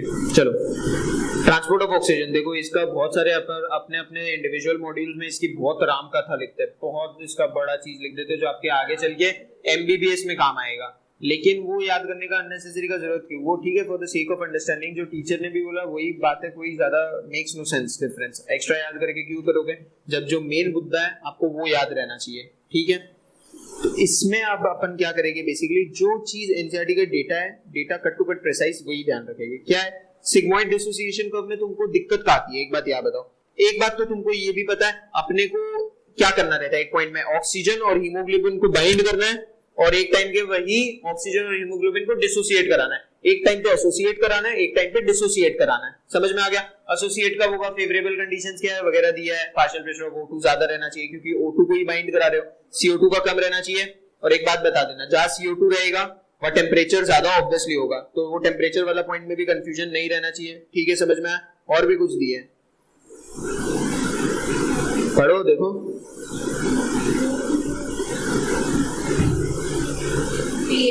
H+ आयन कंसंट्रेशन, तो pH और H+ दोनों को याद करने का जरूरत है। जहाँ H+ आयन कंसंट्रेशन ज्यादा होगा वहाँ pH क्या हो जाएगा, वेरी गुड, मोर एसिडिक हो जाएगा, और एसिडिक हो जाएगा तो एक बात याद रखना, टेम्परेचर ज्यादा हो जाएगा कहीं ना कहीं, ठीक है, ठीक है। तो एक बात बताओ, अगर डिसोसिएशन कराना है हीमोग्लोबिन का, सबसे पूछूंगा 4 पॉइंट्स, सबको जवाब देना है। डिसोसिएशन कराना है ऑक्सी हीमोग्लोबिन का, डिसोसिएशन कराना है मतलब टूट जाना है, फेवरेबल कंडीशंस क्या होने चाहिए, पॉइंट 1 पार्शियल प्रेशर, बोल दो मोर पार्शियल प्रेशर ऑफ CO2, भाई अपन बोलेंगे for dissociation of oxy haemoglobin क्या आंसर, ये बोल दी मोर पार्शियल प्रेशर ऑफ CO2। आप क्या बोल रहे हैं सज्जन,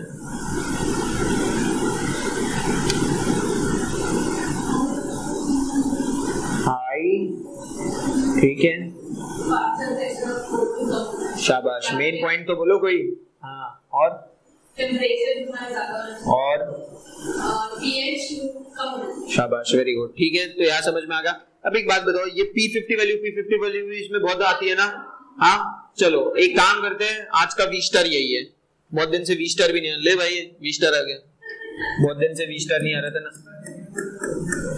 किसका देना है बता, किसका चाहिए, क्लास 12 के एनसीईआरटी का, तो कौन था, अभी ये पढ़ ले एक बार, बाद में वो भी दे देंगे, ठीक है।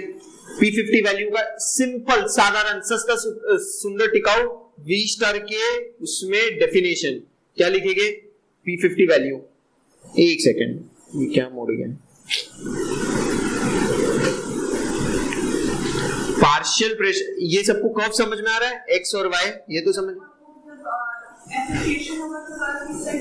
वो सब बताएंगे आएंगे, इससे ही समझ आ जाएगा। कोई चीज अपने को याद नहीं, सिर्फ एक चीज याद रखेंगे, उससे हर चीज कनेक्ट करके अपन समझ लेंगे। क्या XY कर्व सबको पढ़ना आता है, X एक्सिस में क्या है percentage saturation. मते क्या कर रहे हो? X axis partial pressure of oxygen, Y axis में क्या है?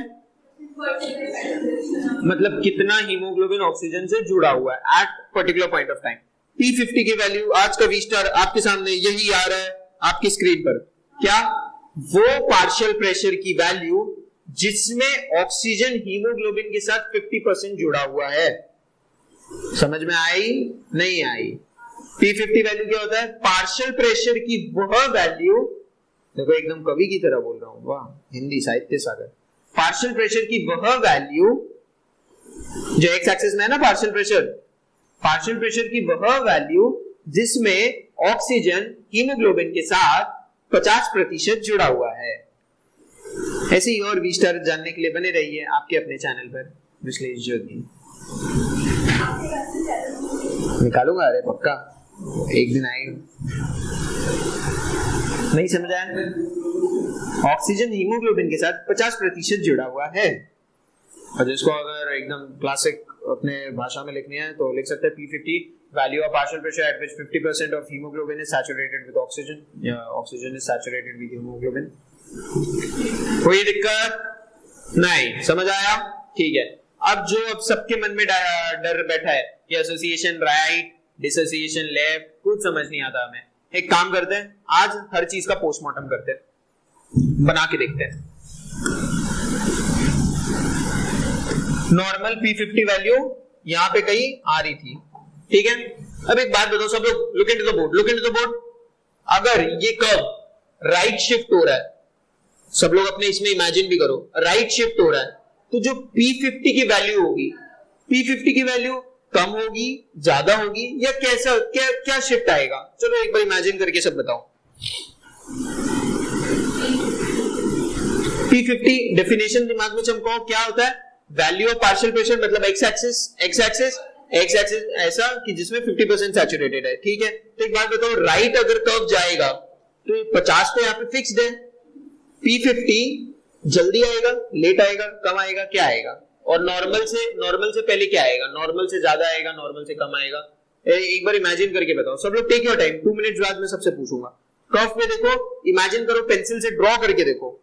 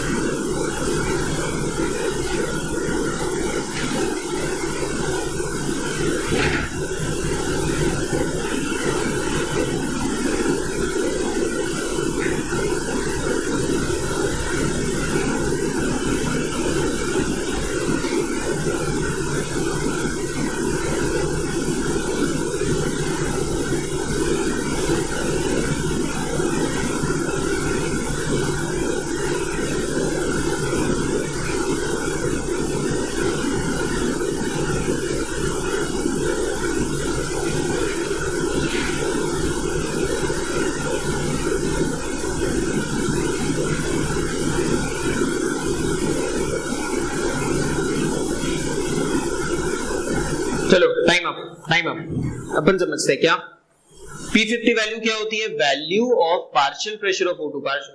पार्शियल प्रेशर ऑफ O2 की वह वैल्यू जिसमें हीमोग्लोबिन ऑक्सीजन के साथ 50% सैचुरेटेड, मतलब यहाँ पे 50 आएगा। अब ये तो 50%, ये y एक्सिस में तो फिक्स्ड है क्योंकि यहाँ पे क्या चल रहा है? परसेंटेज सैचुरेशन चल रहा है ना। तो ये 50% ये फिक्स है। अब इसको रिलेट करके अपन P50 की वैल्यू लाते हैं, क्योंकि P50 की वैल्यू मतलब क्या होती है? ऑक्सीजन के पार्शियल प्रेशर की वह वैल्यू जिसमें हीमोग्लोबिन उसके साथ 50% सैचुरेटेड है। तो ये 50% तो फिक्स है ना। कर्व ऐसे चल रहा था, ये इसके करस्पॉन्डिंग ये आ गया। अब क्या हुआ? कर्व राइट में चल गया, तो वैल्यू बढ़ी या घटी? बड़ी। याद रखना, जो बोले हो याद रखना, mark, stick to your words. अब अगर ये कर्व यहां जाएगा तो वैल्यू बढ़ेगी या घटेगी? कम होगी। अब एक बात बताओ, तो सबसे पहले अपन लेंगे इनटू कंसीडरेशन केस 1, राइट गया कर्व यहां शिफ्ट हो गया। P50 की वैल्यू बढ़ी या घटी? बड़ी। अब चलो, अब अपने दिमाग में आत्मचिंतन करके बताओ, P50 की वैल्यू बड़ी मतलब पार्शियल प्रेशर ऑफ ऑक्सीजन की वह वैल्यू जिसपे हीमोग्लोबिन 50% सैचुरेटेड हुआ ऑक्सीजन के साथ, वो वैल्यू बढ़ गई मतलब कंडीशन जो है ऑक्सीजन और हीमोग्लोबिन के लिए फेवरेबल है एसोसिएशन के लिए या डिसोसिएशन के लिए फेवरेबल है? तब भी तो बढ़ गई। अगर कंडीशंस फेवरेबल होते, अगर मेरे को तुमसे मिलना है, मेरे को अपने किसी लवर से या किसी से भी अगर मिलना है, तो मैं उससे कम मात्रा या कम कंसेंट्रेशन पे भी मिल लूंगा। बहाने चाहिए कि अगर ज्यादा होने के बावजूद भी तुम नहीं खा रहे। जैसे मम्मी ने पास्ता सर्व कर दिया, थोड़ा सा पास्ता सर्व कर दिया, ऐसे लपक के तुम लोग खा लोगे, लेकिन नहीं करेला वगैरह कोई भी सब्जी अगर पूरा थाली भर के भी सर्व किया तो तुम खाओगे, भागोगे उससे दूर भागोगे, है ना? तो यही कंडीशन है कि ऐसा क्या नौबत आ गया कि उसको वैल्यू अपना बढ़ाना पड़ गया, वैल्यू उसका बढ़ गया। क्यों? क्योंकि conditions were favourable for dissociation के लिए। लेकिन यही अगर कम पे ही हो जा रहा है, सोचो, मतलब कम पे ही, मतलब P50 की वैल्यू कम हो जा रही है, मतलब पार्शियल प्रेशर ऑफ ऑक्सीजन कम है, मतलब कितने जल्दी सैचुरेट हो जा रहा है हीमोग्लोबिन ऑक्सीजन के साथ, मतलब कंडीशंस क्या है? फेवरेबल। तो अब किसी को अब इसके बाद आगे से रटना या याद करना पड़ेगा कि राइट जा रहे हो तो डिसोसिएशन, लेफ्ट जा रहे हो एसोसिएशन। ऑन स्पॉट एग्जामिनेशन में भी अगर कर्व आ गया, फिर कुछ भी एनालिटिकल बेस्ड आ गया, अपन अपने दिमाग में कॉपी पेन ऐसे चला के डिराइव नहीं कर सकते। समझ में आया सबको? समझ में आया? कोई दिक्कत है इसमें? क्लियर? ठीक है। तो आज के बाद इससे कोई भी रिलेटेड अपन क्वेश्चन गलत नहीं करेंगे। बहुत अच्छे से समझ में आ गया। ये आई ऑल्सो पर्सनली फील कि बहुत इससे बेस्ट तरीका और इसको समझने का नहीं हो सकता, क्योंकि ये हमने प्रैक्टिकली फील कर लिया। ये तो फिजिक्स के न्यूमेरिकल जैसा हो गया कि रटा रटाया नहीं है, समझ गए फॉर्मूला और पुट द वैल्यू कैसे अपने को करना और गेट द आंसर अपन लाए आएंगे। ठीक है, ऑन स्पॉट अपन बना भी सकते हैं, याद करने का भी जरूरत नहीं है लॉन्ग रन में। ठीक है, चलिए अब आपकी फरमाइश पे वॉल्यूम्स और कैपेसिटीज पे आते हैं।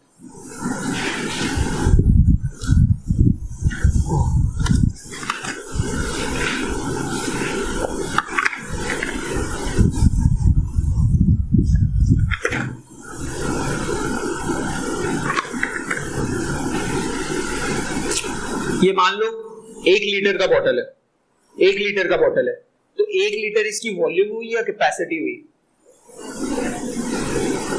Capacity, as the term defines, जैसा नाम वैसा काम, बचपन से सुनते आ रहे हैं।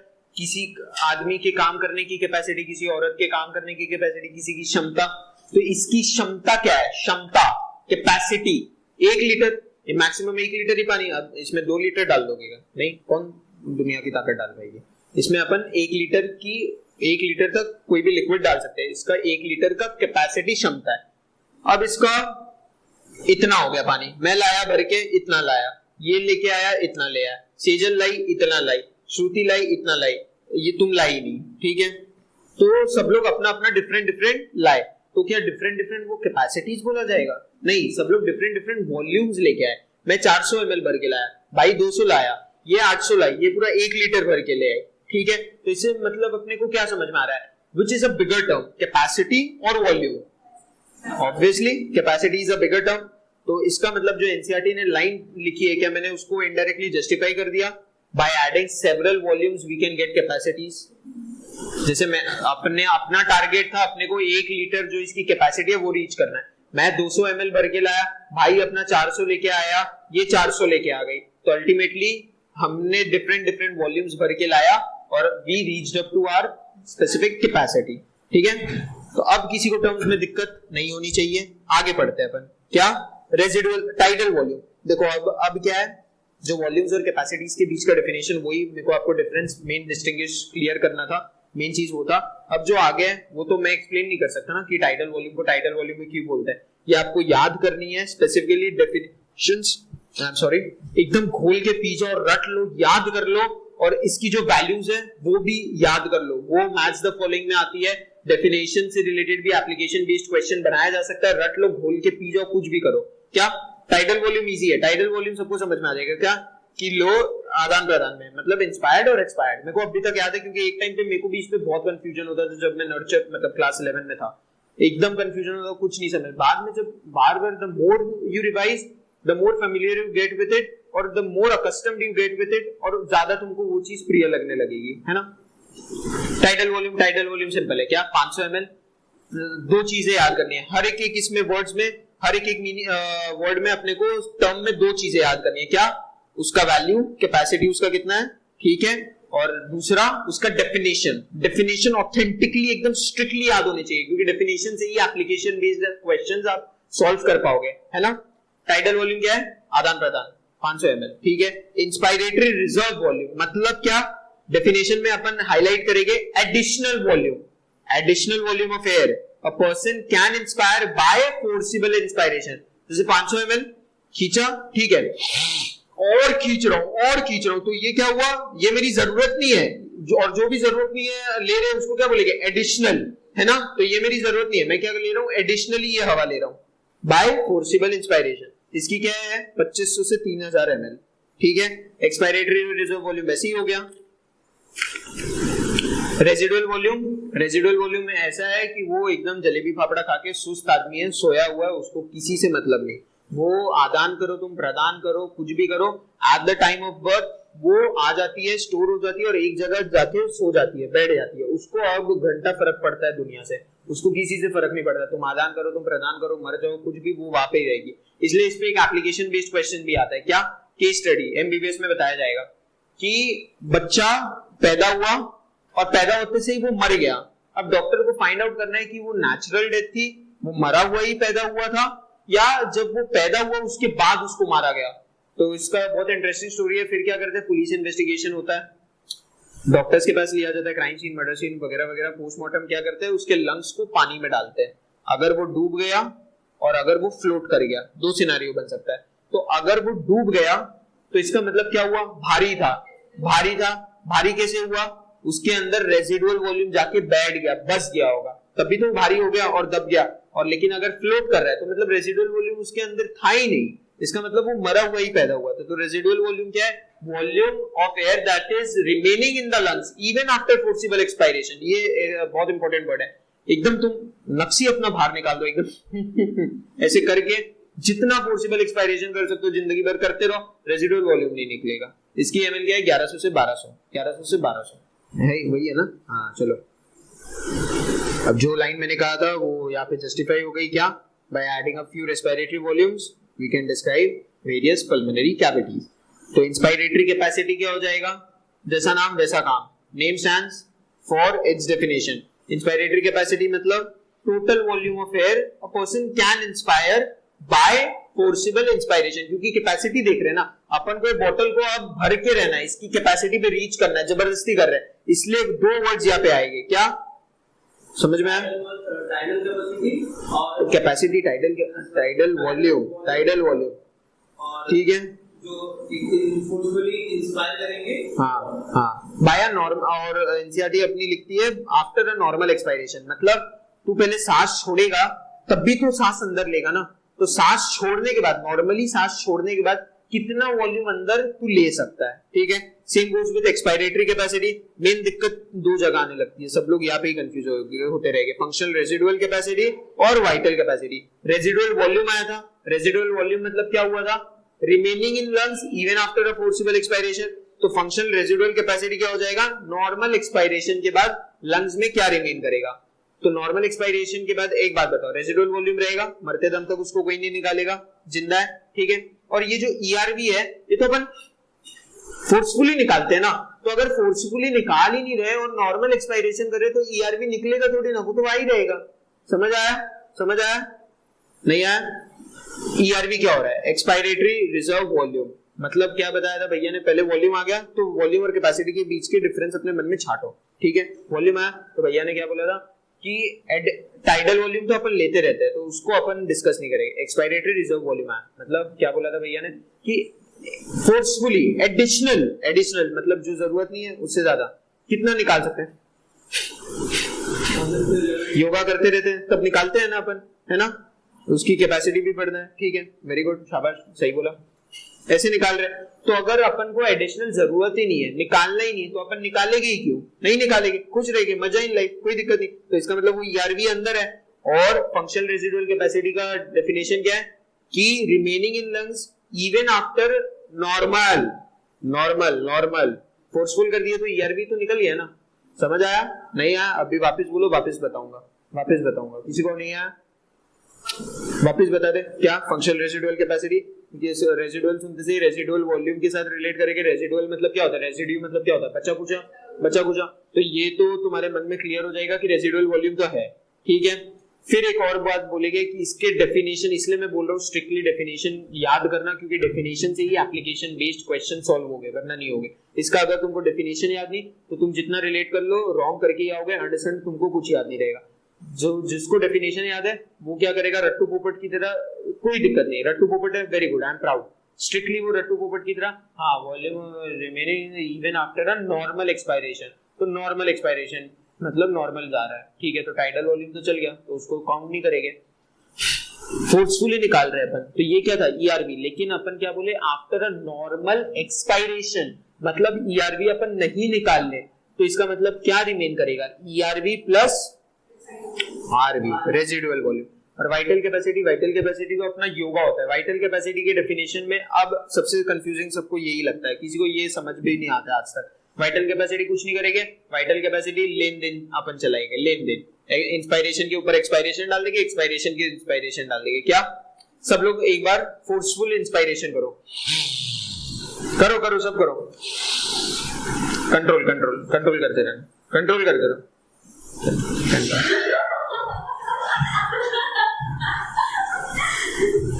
ठीक है, जुग सपाट। वापस एक काम करो, अब सब सांस छोड़ दो, बस अब कुछ और मत निकाल देना। सब लोग सांस छोड़ दिए, फोर्सफुली सांस छोड़ दिए, ठीक है। तो एक बात बताओ, अभी एक बार जब सब फोर्सफुली सांस लिए थे, सबको लगा कि जल्दी से छोड़ो, फोर्सफुली सांस छोड़ दिए, सबको लगा जल्दी से लो, तो एक काम किया हम लोग, क्या किए, फोर्सफुल इंस्पायरेशन किए, ठीक है, उसके बाद अपन छोड़े, फोर्सफुल एक्सपायरेशन किए, उसके बाद अपन लिए। तो चलो डेफिनेशन हम लोग खुद ही बनाते हैं। फोर्सफुल इंस्पायरेशन किए, उसके बाद एक सेकेंड, फोर्सफुल एक्सपायरेशन किए तो निकाल दिए, फोर्सफुल एक्सपायरेशन किए। तो एक बात बताओ, फोर्सफुल एक्सपायरेशन किए तो क्या निकला होगा, शाबाश, वेरी गुड, फोर्सफुल एक्सपायरेशन किए तो क्या निकला होगा, टाइडल वॉल्यूम तो वैसे भी निकलेगा, फोर्सफुल एक्सपायरेशन किए तो ऐसा क्या एडिशनल चीज निकला, समझ आ रहा है, पक्का, चेहरे से तो नहीं लग रहा, आ रहा है, ठीक है। तो फोर्सफुल एक्सपायरेशन कर दिए, ठीक है। अब अपने को अब लेना है, अब ले गए, सूद समेत सब चीज ले गए, तो अब क्या क्या चीज अपन वापस ले गए, सबसे पहले ईआरवी गया ना, तो ईआरवी को तो वापस लो, ठीक है। तो पहले ईआरवी गया मेरे पेट के अंदर, संतुष्ट, ठीक है। फिर क्या जाएगा, शाबाश, टाइडल वॉल्यूम 500 ml को भूल गए, लेन देन आदान प्रदान जो हमेशा करते हैं। तो सबसे पहले मैंने क्या किया, एडिशनली एकदम कर दिया था, अब जो मेरी जरूरत है और मैं जितना ले सकता हूँ वो टानूंगा। पहले क्या लिया, ईआरवी गई, फिर अब क्या जाएगा, टाइडल वॉल्यूम जाएगा, फिर और क्या क्या ले सकता हूं मैं, आरवी, आईआरवी, वेरी गुड, शाबाश। तो अब डेफिनेशन पढ़ो सब लोग, वाइटल कैपेसिटी का जोर से पढ़ो, जोर से, इतना मेहनत किया मेरे लिए पेपर।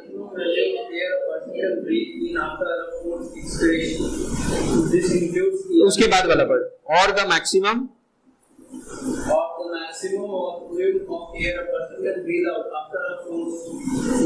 किसी को डेफिनेशन में अब दिक्कत हुई, एक बार वापस पढ़ो सब, वापस पढ़ो। तो इसका मतलब वाइटल कैपेसिटी में क्या क्या आ जाएगा अपना, ईआरवी, टीवी, आईआरवी। अब किसी को ऐसे समझ आया, ऐसे समझ लो, क्या टाना मैंने बाहर से, क्या टाना, आईआरवी। अब सबसे पहले क्या छोड़ूंगा, आईआरवी ना, लेन देन आदान प्रदान छोड़ा, फिर टीवी छोड़ूंगा, फिर और क्या क्या छोड़ सकता हूँ मैक्सिमम जो अंदर से, ईआरवी। तो जिसको ऐसे समझना, जिसको ऐसे समझो, कोई दिक्कत नहीं, बस समझो। वापिस डेफिनेशन पढ़ो, अब डेफिनेशन में कोई दिक्कत होनी चाहिए कभी भी,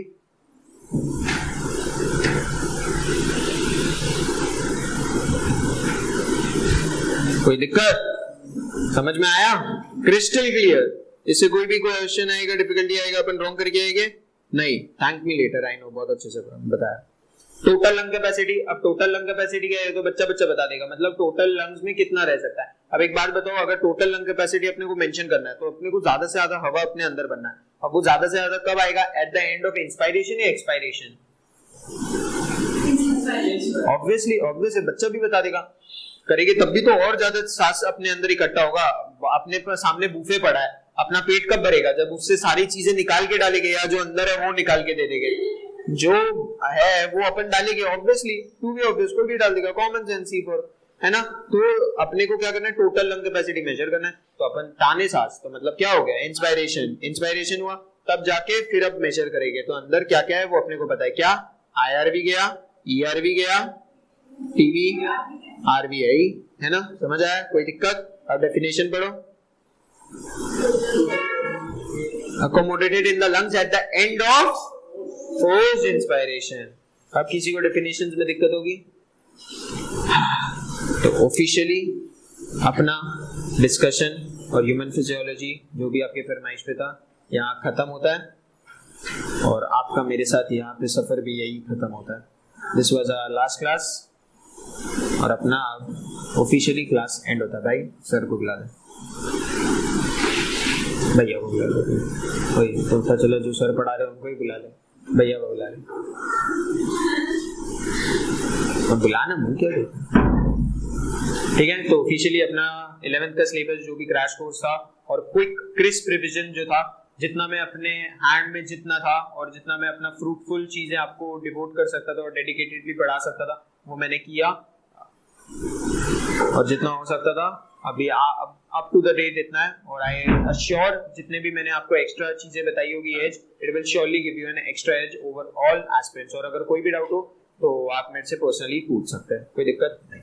ठीक है, thank you everyone, best of luck.